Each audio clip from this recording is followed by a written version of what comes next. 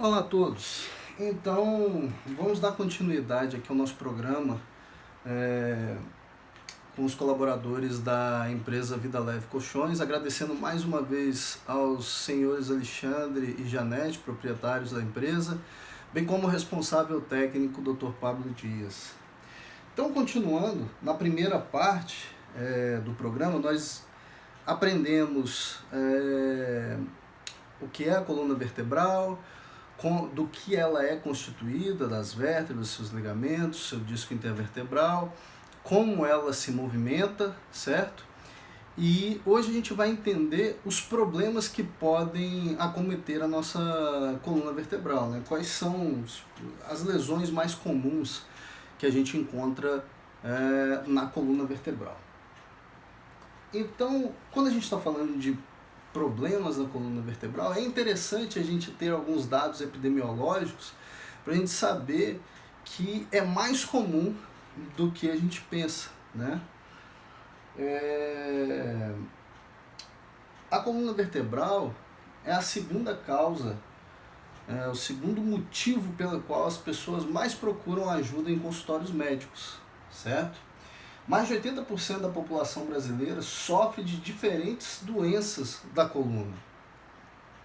Problemas de coluna são as principais causas de afastamento do trabalho, assim como de episódios de urgência e consulta nos hospitais, né? Como a gente estava falando, ela é muito mais comum do que a gente imagina, né? Por quê? Apesar dela ser uma estrutura forte, a repetição de movimentos de maneira inadequada, com cargas excessivas, pode ter como consequência uma lesão, né? E essas lesões algumas vezes acaba necessitando de um período de afastamento para melhor recuperação delas. Por isso é tão importante aprender a cuidar da coluna de uma forma correta, certo? As dores na coluna também são classificadas conforme a sua localização. Lembra que a gente viu no modelo anatômico, voltando ele aqui, a gente tem, né, na coluna a região cervical, a região torácica e a região lombar. Então também, de acordo com essas regiões, né, que seria do pescoço, do meio das costas e da parte baixa das costas, que é a lombar, nós temos a classificação de dores para ela aqui também. Então, na região cervical, essa parte em cima, nós classificamos como cervicalgia. Na parte dorsal da coluna torácica, dorsalgia. E na parte lombar, que é essa parte baixa da coluna, nós chamamos de lombalgia, ok? A lombalgia, né, a famosa dor nas costas, ela se manifesta na região lombar e pode ser originada de várias causas. A gente não viu que tem diferentes estruturas na coluna, né? Relembrando aqui rapidamente. Então nós temos o disco intervertebral, que está entre uma vértebra e outra, isso aqui pode ser fonte de dor. Nós temos a raiz nervosa, que sai no forame entre uma vértebra e outra, pode ser fonte de dor. Nós temos as articulações entre a vértebra de cima e a vértebra de baixo, que é a articulação facetária, pode ser fonte de dor. E ainda tem os ligamentos, que estabilizam essa coluna, que também podem ser fontes de dor, certo? De 65% a 90% da população manifesta lombalgia por algum período, tá bom? Essa doença da coluna pode se agravar, causando até mesmo problemas de mobilidade, que foi o que a gente falou anteriormente. Algumas dessas lombalgias pode necessitar de um período de descanso, porque a pessoa não consegue se movimentar, levantar. A dor é tão grande que incapacita a pessoa a exercer suas atividades de vida diária e laboral, consequentemente, né? Mas isso em alguns casos, tá bom? cerca de 80% das pessoas vão sofrer de algum tipo de dor na coluna ao longo da vida. 90% das dores na coluna são causadas, e isso é muito importante, pela fraqueza dos músculos abdominais e paravertebrais.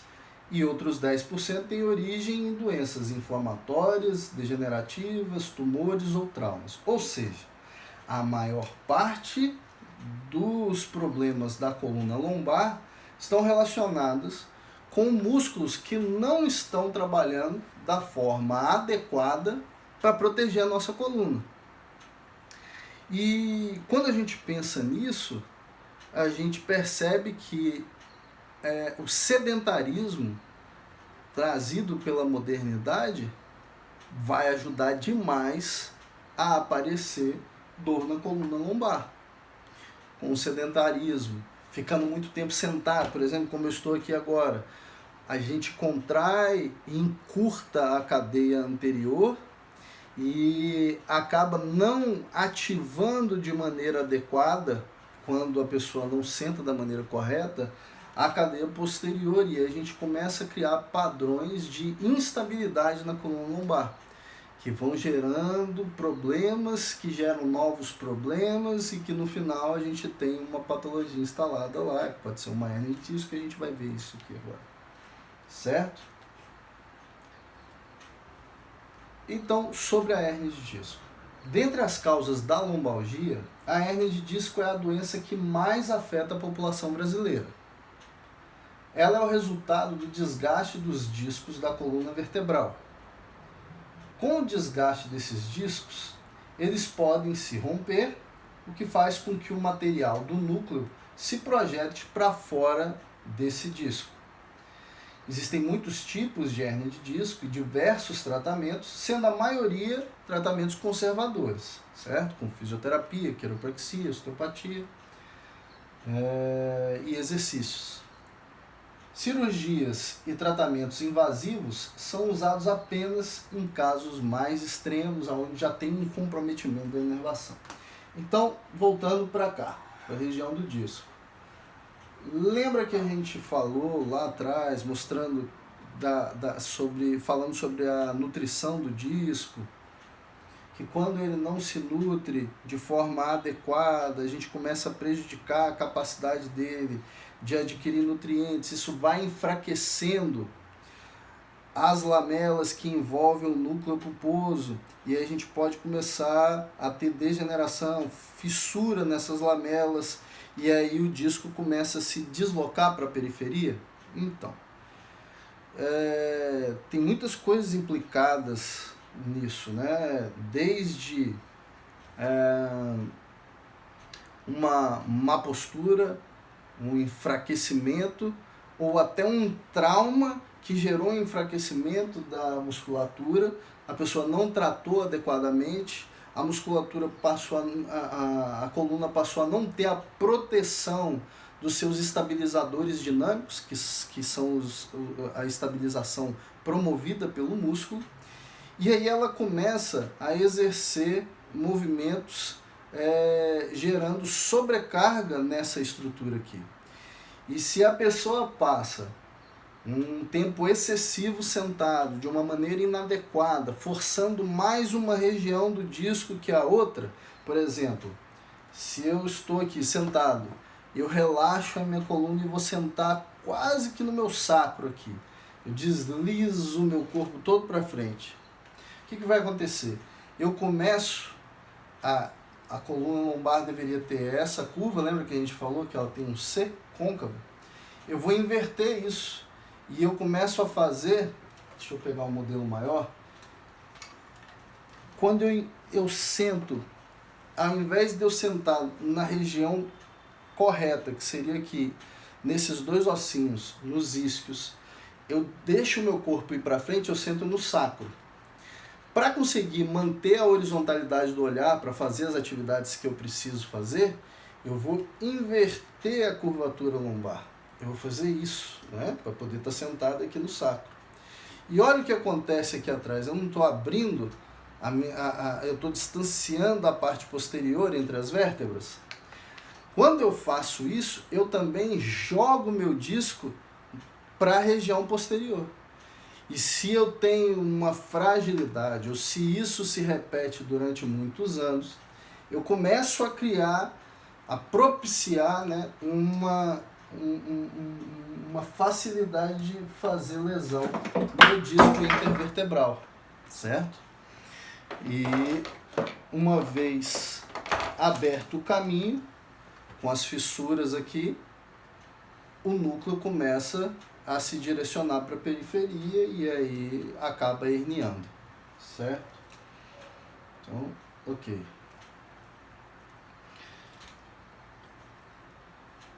No processo da formação do disco, a gente vai ter um abaulamento inicial, uma protusão, onde eu ainda tenho uma contenção do núcleo pulposo, as últimas lamelas aqui que envolvem o núcleo ainda estão contendo esse material do disco.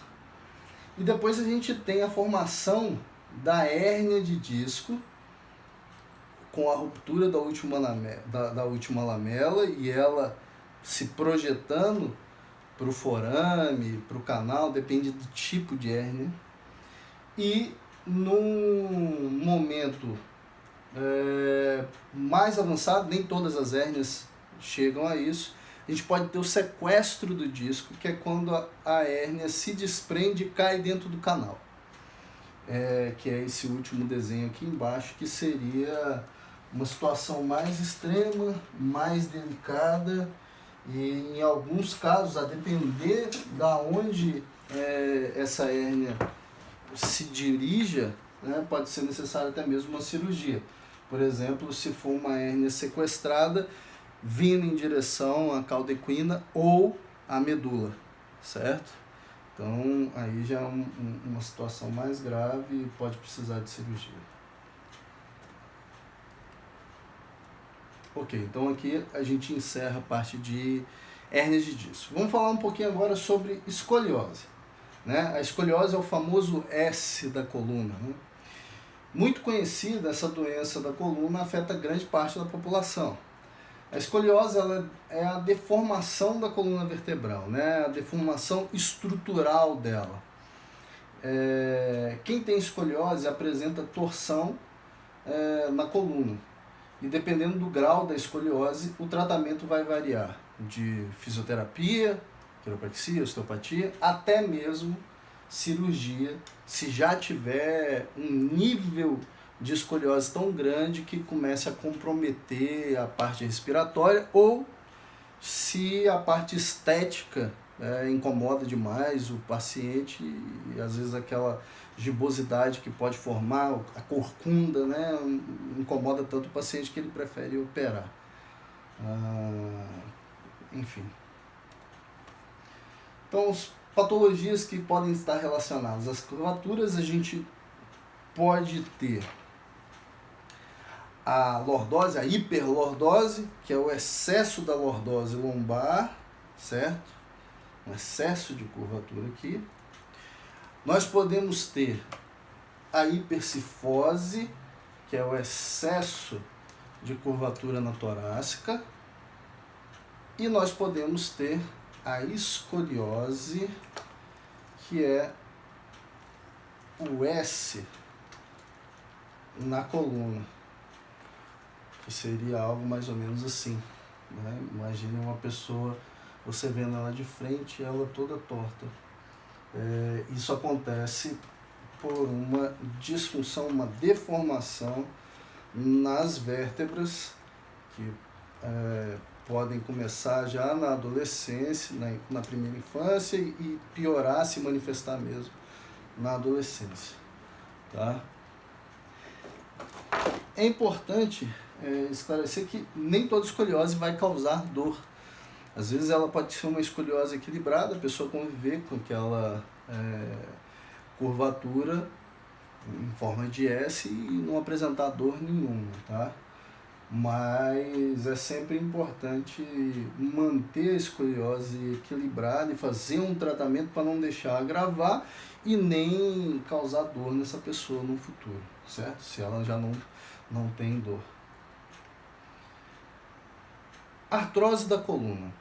Bom, a artrose é uma das causas mais comuns de reumatismo, afetando principalmente os idosos, certo? A artrose da coluna vertebral é o desgaste dos ossos e da cartilagem da coluna vertebral, resultando em enfraquecimento e destruição dos tecidos que compõem a coluna. Então, começa com a outra vértebra caiu. Vamos seguir sem ela. Então a gente tem aqui nosso modelinho, certo? O que acontece? Quando eu começo a ter instabilidade, por causa daquele enfraquecimento, onde aparece a dor lombar e pode gerar inflamação nas facetas, inflamação na raiz nervosa ou no disco, se isso cessar, se a causa que gerou aquela informação terminar, ótimo, a gente não vai ter mais desgaste aqui, e vida que segue, e a coluna vai seguir sem dor. Porém, se esse desequilíbrio permanecer, cada vez o disco vai se enfraquecendo mais, vai diminuindo a sua espessura, ele vai perdendo força, capacidade de amortecer carga, e essas cargas vão sendo dissipadas ao longo das articulações da coluna, seja entre os corpos vertebrais ou entre as facetas articulares. E o volume do disco diminuindo, o espaço no forame aqui, aonde sai a raiz nervosa, também vai diminuindo. E o que acontece? O corpo vai tentar estabilizar de alguma maneira. Se o músculo não está conseguindo estabilizar e ele está vendo que o excesso de movimento gera aquelas inflamações todas, ele vai tentar se adaptar, cessando, acabando com o movimento nessa estrutura, fazendo os famosos bicos de papagaio, né, os osteófitos, que são projeções ósseas de uma vértebra para outra, na tentativa do corpo fundir uma vértebra com a outra e acabar aquele excesso de movimento. Ou seja, quando nós vimos esse modelo aqui, nós percebemos uma vértebra normal, uma vértebra com início de instabilidade, tendo inflamações na faceta, essa região que eu estava mostrando aqui, da parte posterior da vértebra, certo? Com pequenas já lesões a nível do disco, enfraquecendo, até mesmo começando a comprometer a capacidade de absorção de nutrientes e líquidos do disco, mas que ainda é reversível nessa fase aqui, dá para se trabalhar bem ainda. E numa evolução dessa disfunção, você acaba gerando uma instabilidade grande, aí a gente já percebe uma desidratação importante do disco, com choque da faceta grande, e uma tentativa já do corpo de estabilizar essa região, formando os osteófitos.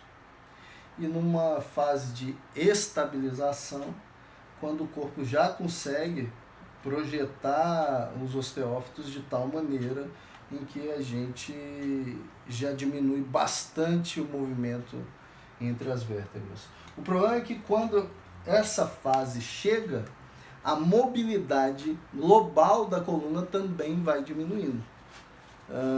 Pode até diminuir a dor, porque não é toda paciente com artrose que tem dor,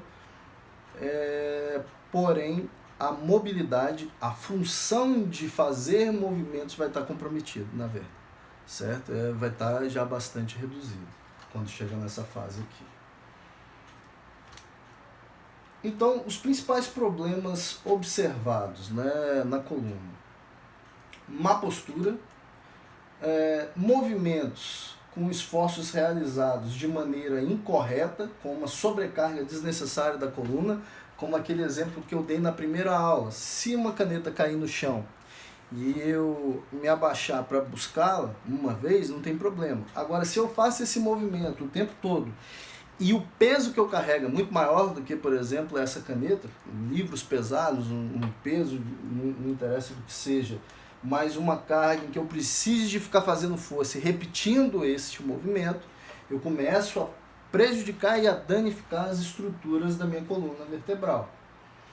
A falta de atividade física, porque pode levar ao comprometimento da ativação dos músculos abdominais e dos músculos paravertebrais. Os músculos abdominais vão estar na região anterior da coluna e os paravertebrais de um lado e do outro da coluna, na região posterior, nas costas. Se esses músculos se enfraquecem, eles prejudicam, a coluna fica com falta de estabilidade e automaticamente tem um prejuízo na capacidade de suportar movimentos extremos, podendo gerar sobrecarga a nível de disco e de ligamentos, certo? Sobrepeso é um fator importante junto com a obesidade e o tabagismo, que algumas pesquisas já mostram também que prejudica, o tabagismo prejudica a capacidade do disco de absorver nutrientes, certo? E lógico, né, o sobrepeso e a falta de peso e a obesidade vão gerar uma carga axial muito grande e automaticamente, se a pessoa ainda tem uma diminuição da força dos músculos posteriores e anteriores da coluna, esse complexo aqui desaba e começa a forçar de maneira inadequada discos, facetas e ligamentos, certo?